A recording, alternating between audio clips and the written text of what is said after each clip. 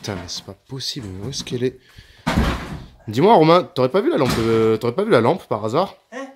La petite lampe de poche là, tu aurais pas vu? Ah, Que je la trouve nulle part. Non, c'est vrai, ouais. C'est j'en avais besoin tout à l'heure. Ah, Tiens. ah, nickel. Voilà. Magnifique. Top.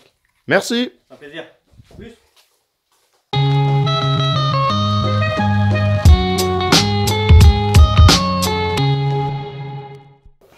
Alors, aujourd'hui, on va voir un truc. Alors, j'allais dire très important. Ouais, si, c'est très important. On va voir quoi? Le grand angle. Pourquoi on va voir le grand angle? Parce que j'arrête pas de voir un peu à gauche, à droite des gens qui ont des problèmes ou des gens qui ont des avis là-dessus. Ça peut différer un peu de partout. Donc aujourd'hui, alors je dis pas que j'ai la science du grand angle, mais on va essayer de vous expliquer clairement qu'est-ce qui fait le grand angle, ce qu'il faut monter, les inconvénients que ça peut avoir, les avantages. Voilà, on va essayer de vous expliquer tout ça. Donc c'est parti. Hein.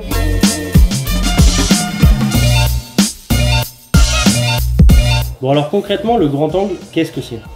Alors je vais vous le dire, je vais tous vous faire mentir. C'est pas pour tricher, c'est pas pour que ce soit plus facile, c'est pas pour se rattraper. Franchement, c'est juste pour se garer plus facilement et pour faire demi-tour sur la route. C'est tout. En fait, tu sais pourquoi j'ai installé un grand angle sur ma voiture? Non, vas-y. C'est juste pour faire ça en fait.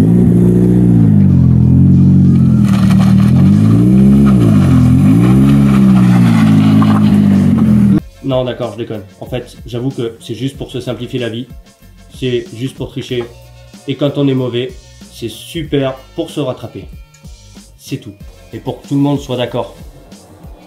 Pour pas dire que c'est que pour les nuls, hein, j'avoue que ça sert aussi à mettre plus d'angle et à aller plus vite dans les virages. C'est vrai que ça aide un petit peu plus au spectacle qu'est le drift. Mais bon, je sais pas si c'est que pour ça, j'en sais rien. Ça, je vous laisse décider. Vous voyez.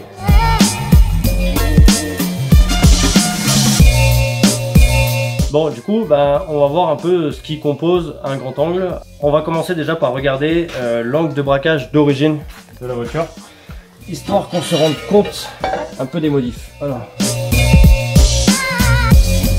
Donc ça, c'est les roues en ligne droite. Et là, voilà. Braqué. Donc là, c'est les roues braquées à fond.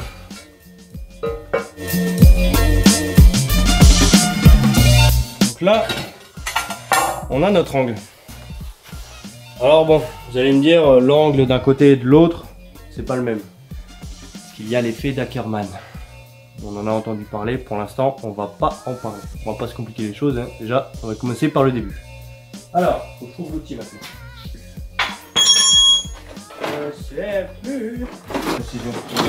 Toujours bien rangé votre outillage. Oui. Alors, concrètement, d'origine, après une lecture extrêmement précise, Ceci mesuré au laser. 36 degrés. Allez, 35. Disons 35 degrés. C'est quoi? Pour pas qu'on vienne nous dire qu'on l'a pas fait complètement.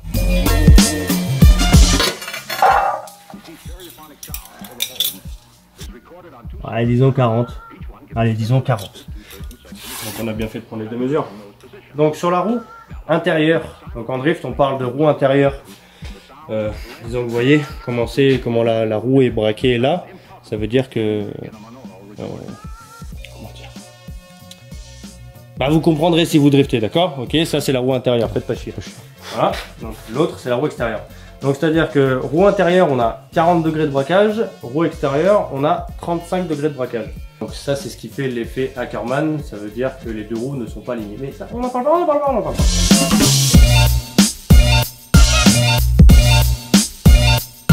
Donc, la première étape du grand angle, et beaucoup de gens achètent ça et posent ça sur la voiture et ils se disent ouais c'est cool, je monte le grand angle sur ma voiture. On connaît tous ça, les cales Polac. Voilà. Bon alors ça c'est le modèle pour E46, mais grosso modo c'est exactement les mêmes pour E36. Pas exactement. J'ai pas dit c'était exactement les mêmes. Je crois que c'est les mêmes. Je sais plus, j'ai jamais eu les deux à côté. Alors achetez pas des 36 pour 46 ou inversement, hein. Faites pas les cons, voilà. Donc les cales Polac. Alors déjà, pour tous ceux qui disent j'achète ça, j'ai un grand angle. C'est pas comme ça que ça marche. T'as compris quoi, voilà, c'est ça. Hein, dis-toi que toi tu payes 100 € pour avoir un grand angle. Du coup, Wisefab, c'est des enculés quoi. Ils vendent leur kit 1000 €, ils nous escroquent quoi. Hein, alors qu'on peut avoir le grand angle pour 100 balles. Hein, bah oui. Bref, bon, donc, excusez-moi. Donc, je vais vous expliquer déjà. Alors, à quoi servent ces cales?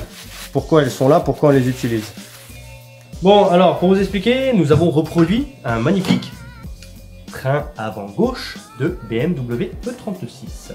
Donc nous avons ici même la rotule de direction, ici même la fusée, et ici même le triangle, d'accord? D'origine, on est fixé comme ça, d'accord? Donc la crémaillère tire ou pousse sur la rotule de direction, et on a un certain braquage. Donc un truc qu'il faut savoir, c'est que la crémaillère de direction, elle a une certaine course, comme ça, en transversale. Cette course-là ne change jamais. Donc ce qu'on va faire, pour que sur cette même course, la roue braque plus, et ben en fait, on va tout simplement rapprocher là où se fixe la rotule de direction, au lieu que ça soit ici. Ben, je vais vous montrer concrètement. On va monter cette cale Polac. À la limite, pour ceux qui ne savent pas comment ça se monte, la cale Polac, ben, c'est pas compliqué. Vous voyez, vous enlevez la vis de rotule de direction, vous enlevez la vis de rotule de suspension, vous la mettez comme ça, et hop là, votre cale Polac est montée. En gros, maintenant, votre rotule de direction, elle va se fixer ici. Et en fait, bon, je suis désolé, on n'a pas tout fixé, du coup c'est un peu ghetto. Mais du coup, le fait que la rotule de direction soit plus près de la rotule de suspension, pour la même course de crémaillère, la roue va beaucoup plus braquer. Cette modif là, en fait, fait 60% du grand angle, c'est-à-dire que plus la distance entre la rotule de direction et la rotule de suspension est proche, plus on va pouvoir braquer beaucoup. Alors attention, parce qu'il y a quand même ses limites, hein. Si on met la rotule ici, je peux vous dire que ça va être inroulable. Donc là par exemple, des cales Polac, pardon, ça rapproche la rotule de direction donc de 30% par rapport à la distance totale. Donc il me semble qu'on passe de 12 cm d'écart à 8 ou 8,5, je me rappelle plus exactement. Je pourrais prendre les mesures là de suite, mais bon, on n'en est pas là, c'est pas le but de la manœuvre. Donc maintenant, ce qu'on va faire, c'est qu'on va retourner sur la voiture. Je vais pas faire tout le montage, je vais juste démonter la rotule de direction pour vous montrer la voiture d'origine. Si on monte que les cales Polac, jusqu'à combien de braquage on peut aller. Alors, on y va. Bon, donc là, on a monté les cales Polac. Enfin, c'est tout comme. Bref. Donc là, on repart. Donc, roue alignée. On est toujours à 0. D'accord, tout va bien. Alors maintenant, on va braquer à fond. Donc là, je suis braqué à fond, la roue bloque. Donc c'est que je suis braqué à fond, on est d'accord. Bordel.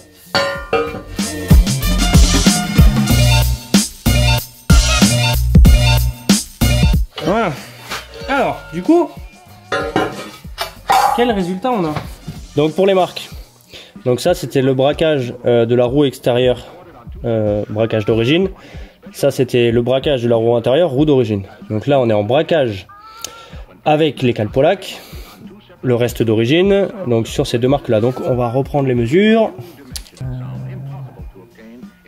48 degrés pour la roue intérieure. Donc on a 48 degrés ici, donc quand la roue est braquée dans ce sens là, et quand la roue est braquée dans l'autre sens, 54. Donc c'est à dire que si on laisse toute la voiture d'origine, on met juste les cales Polac, la roue braquée comme ça, on est à 54 degrés, la roue braquée comme ça, on est à, je sais déjà plus, 48 je crois, 49, je sais plus ce que je dis. Bref, ce qui se passe c'est que là, roue braquée à fond, ce qui va se passer, oh bah merde, qu'est-ce qui se passe? Ça frotte. Ah ouais, ça frotte. Et là, bah c'est pareil. Donc là à l'intérieur, on voit, bam, le pneu il vient toucher l'intérieur de la caisse. Donc là, le pneu touche à l'intérieur de la caisse, et si on va dans l'autre sens, ouais. Donc, ça cogne à la bartale. C'est problématique quand même, parce que, alors ouais, c'est pas mal, 54 degrés. Là, on a 48. Sauf que la roue braquée à fond, on touche. Donc en soi, là, le grand angle, il est totalement inutile. Du coup, qu'est-ce qu'on va faire pour pallier à ça? On va rallonger les triangles. Et là, on va commencer à voir quelque chose de sérieux. Alors, je vais vous montrer un peu ce que ça donne. Et là, ça va être sur l'autre.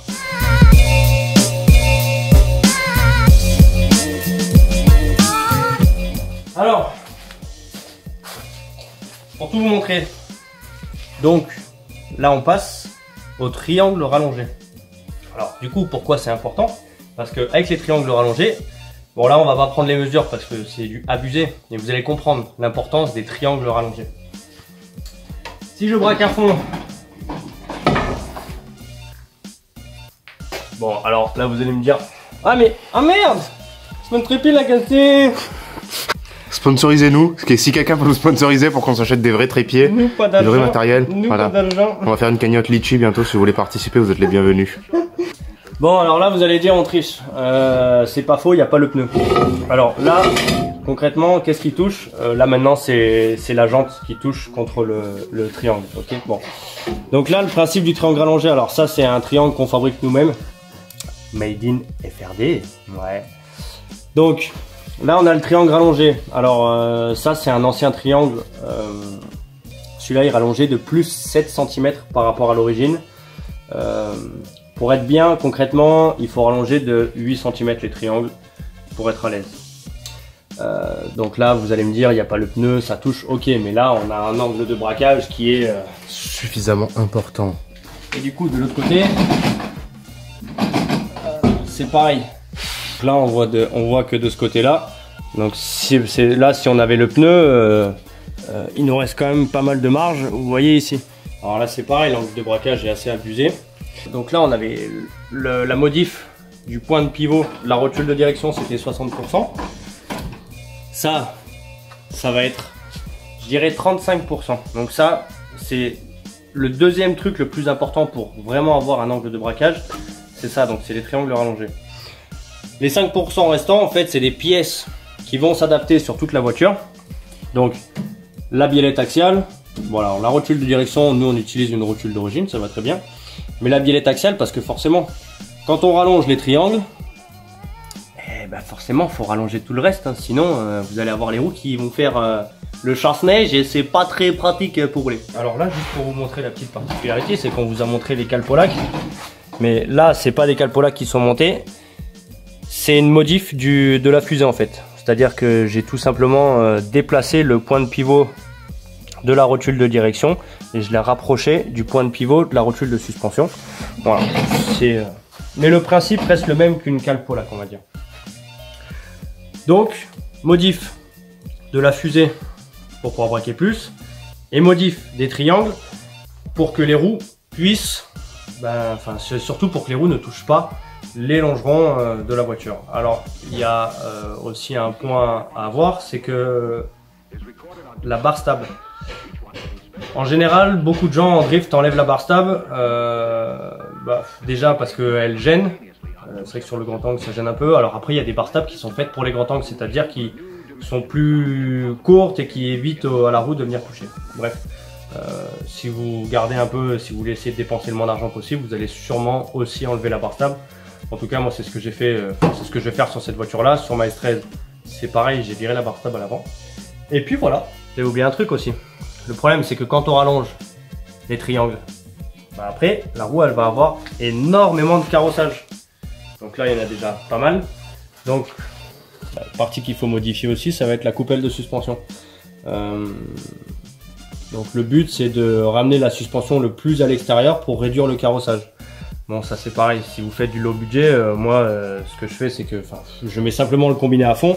Bon ça me donne quand même pas mal de carrossage mais ça reste roulable. J'avais ça sur mon ancienne BM, c'était très bien.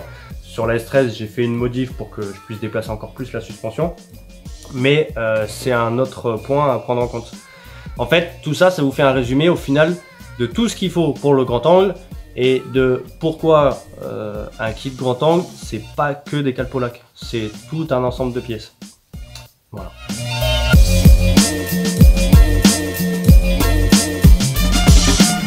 Bon alors maintenant, on va passer un peu aux inconvénients et aux avantages du grand angle. Peut-être que d'autres ont eu d'autres inconvénients ou d'autres avantages. Si vous voulez écrire en commentaire, si vous voulez comment dire, étayer un peu plus ce qu'on a dit, n'hésitez pas à le faire. Ce sera avec plaisir. Donc, un inconvénient quand même majeur, ben, c'est que forcément, on élargit de 7-8 cm le train. Ça commence à poser problème au niveau des jambes, quoi. C'est-à-dire que si on ne compte pas modifier les ailes, soit on roule avec les roues dehors, soit voilà, c'est la merde, quoi. Mais le problème, c'est que si on veut un vrai grand angle, eh ben, on est obligé de passer par là. Donc ça, c'est le premier inconvénient. Le deuxième inconvénient, dites-vous que si vous n'avez pas de chevaux, il y en a beaucoup qui risquent de ne pas être d'accord avec moi. Et je pourrais me contredire, c'est vrai. Donc ce qu'il y a, c'est que si vous n'avez pas beaucoup de chevaux, concrètement le grand angle, ça va pas vous aider. Alors, mais vous pouvez rattraper ça par un pilotage très agressif. Voilà. Mais ce qu'il y a, c'est que c'est vrai que vous pourrez rattraper ça par un pilotage très agressif. Putain, j'ai déjà entendu ça quelque part. Je crois que j'ai dû déjà sortir la phrase quelque part. C'est vrai, c'est ça. Ouais, parce qu'il y a un mec derrière la caméra. Donc pour moi, c'est les deux gros inconvénients du grand angle. Bon, et bien sûr, les avantages, parce qu'il y en a heureusement. Hein. Le premier avantage, c'est d'avoir plus d'angles de braquage.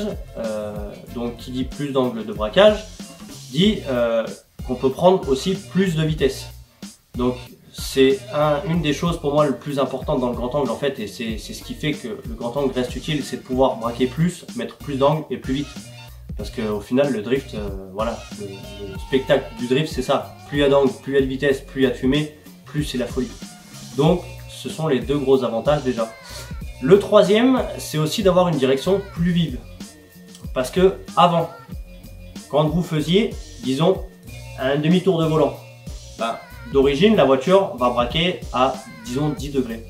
Maintenant, avec le grand angle, quand vous allez faire un demi-tour de volant, les roues vont braquer, on va dire, à 20 degrés. Alors, je vous donne des chiffres vraiment aléatoires, hein.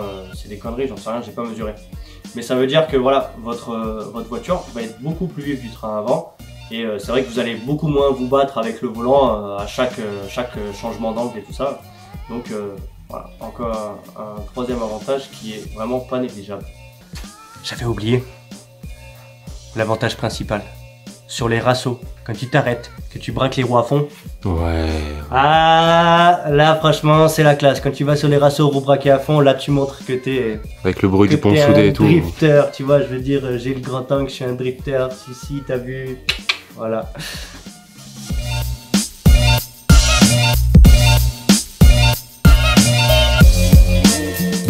Bon, maintenant, parlons sérieusement, parlons budget. Ça coûte cher. Et ouais, parce que c'est pas que 100 balles. Je sais, c'est la merde. Mais qu'est-ce que tu veux? Bon, concrètement, combien de budget faut compter pour avoir un grand angle? Sur internet, on voit qu'il y a les kits grand angle à 1000 €. Alors c'est de la très bonne qualité, voilà, c'est testé, c'est éprouvé, on sait ce que ça donne. Il y a des grands angles autour de 800 € qui sont un peu... Voilà, l'avis est un peu divergent là-dessus. Concrètement, si on reste pour du low budget, au final je vais me faire de la pub, tiens, je me sponsorise moi-même. Concrètement, moi le grand angle que j'ai monté sur cette voiture là, c'est un kit que je vais vendre entre 450 et 500 € à peu près. Pour le kit standard, donc ça veut dire les fusées modifiées, les triangles rallongés, les rotules de direction et les billettes axiales. Et puis c'est tout, c'est déjà pas mal. Sinon après vous avez la solution des calpolacs, ce sera à peu près pareil au final. Hein. Là, moi je modifie les fusées parce que je trouve ça bien et je trouve ça plus simple au montage, mais avec des calpolacs c'est pareil. Grosso modo le prix sera le même. Maintenant c'est sûr que si vous voulez des trucs un peu plus performants, donc parce qu'on peut mettre des options. Modification du centre de roulis, des coupelles déportées, tout ça. Si vous voulez des explications là-dessus, je pourrais vous en donner plus, mais je préfère pas vous en mettre trop dans la tête. Donc voilà, budget, on va dire pour un kit grand angle efficace, low budget entre 450 et 500 €. Et si après vous avez les sous, vous pouvez aller, ça peut aller jusqu'à 100, 1000, 1200 €, je sais plus exactement les tarifs. Voilà, pour la partie budget.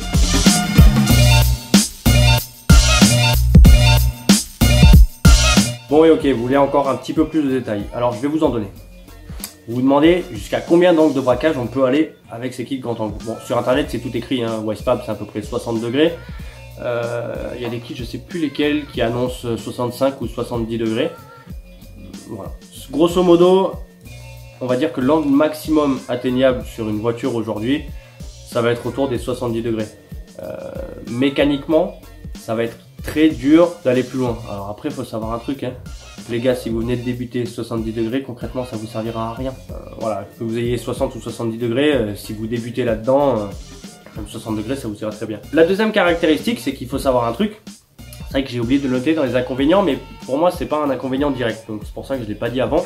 C'est la taille des jantes. Ce qu'il faut savoir, c'est qu'il faut que la jante ait une taille quand même préconisée pour fonctionner correctement avec le kit grand angle. C'est-à-dire que si votre jante est trop grosse, il est possible que ça touche les pare-chocs. Si votre jante est trop large, il est possible que ça touche les triangles. Si votre jante n'a pas assez de T aussi, en fait le mieux voilà, c'est d'avoir des jantes à l'avant si on veut vraiment profiter du kit grand angle, avoir un train avant très efficace. Les tailles en général préconisées, c'est du 8,5 de large à l'avant en 17 avec un ET proche du 0, histoire d'avoir le dégagement maximal pour que les roues viennent toucher nulle part sur la caisse ou sur les triangles de la voiture. Si après le T de la jante est grand, je dirais, parce qu'en fait le T de la jante, plus il est petit, plus la jante a de déport. Voilà, beaucoup de gens aujourd'hui parlent en déport, mais le déport il résulte de l'ET de la jante. Donc l'ET de la jante, en fait, c'est l'écart entre le centre de la jante et là où la jante vient se fixer sur le moyeu. Voilà, écoutez, je pense que on a fait un peu le tour du grand angle. Je vais répondre à une sorte de FAQ. Personne ne m'a posé des questions, mais c'est des questions que je vois un peu, j'entends autour de moi ou que je vois sur les groupes Facebook. Donc les questions que je vois fréquemment, c'est, je l'ai montré tout à l'heure, c'est j'ai monté des cales Polac et je comprends pas, mon train avant il est bizarre ou mes roues elles sont pas droites, j'arrive pas à faire ma géo. Alors c'est tout à fait normal parce que les cales Polac déjà elles déplacent le point où il y a la rotule de direction. Dès que vous mettez des cales Polac, il va falloir raccourcir vos biais. Alors non, en fait, je reviens sur ce que je vais dire. Si vous montez que des cales Polac, faites pas ça s'il vous plaît, faites pas ça. Bref. Donc en gros, si vous montez que des cales Polac sur votre train d'origine, concrètement ça sert à rien, le faites pas. Allez pas dépenser 100 balles pour, j'en sais pas moi, aller mettre de l'essence et aller vous entraîner avec votre train avant d'origine, mais dépensez pas 100 balles juste pour mettre des cales Polac sur votre voiture. Autre truc que j'ai entendu, j'ai monté des triangles de 46, j'ai un grand angle. Bon au final on y a répondu là de suite. Les triangles de 46 sur E36, parce que c'est un truc qu'on voit beaucoup, ça élargit simplement les trains et ça donne par conséquent du carrossage. Il faut savoir que les triangles de 46 sont 2 cm et demi ou 3 cm plus longs que l'origine. C'est-à-dire que si vous voulez un grand angle efficace, c'est pas assez. Vous mettez des cales Polac avec des triangles de 46, votre roue va toucher à l'intérieur. Ou bien aussi, vu la forme des triangles de 46, la roue risque de toucher sur le triangle parce que les triangles de 46, là, les triangles de 36, vous voyez, ils sont fins là. Si vous mettez des triangles de 46, les triangles ils sont à peu près épais comme ça. Ça arrive jusque là. Donc ça va toucher, ça va être la misère, ça servira à rien. Donc ça c'est déjà deux grandes questions que je vois souvent. Donc j'espère que voilà, pour ceux qui se posaient la question, que j'aurai répondu à leurs questions. Donc voilà, maintenant vous savez tout sur le grand angle. Si vous avez des questions, n'hésitez pas à les poster en commentaire. Si vous voulez qu'on détaille, qu'on aille un peu plus loin sur le kit grand angle, les réglages, donc sur le train avant, on parle de parallélisme, on parle de carrossage et on parle de chasse. Alors attention, je suis pas un pro du réglage du train avant, par contre je peux à la limite vous expliquer grosso modo à quoi ça correspond et aussi l'effet Ackermann. C'est un truc en fait au final assez simple et bête. Si vous voulez savoir aussi, je pourrais éventuellement vous l'expliquer rapidement. Bon, voilà, je crois qu'on a tout dit, donc écoutez, maintenant on peut s'expliquer. Alors je vous dis ciao, bye bye, bye bye. Bon week-end, ciao, ciao, abonnez-vous. Bisous, bisous, ciao, bye bye, ciao, bye bye, ciao.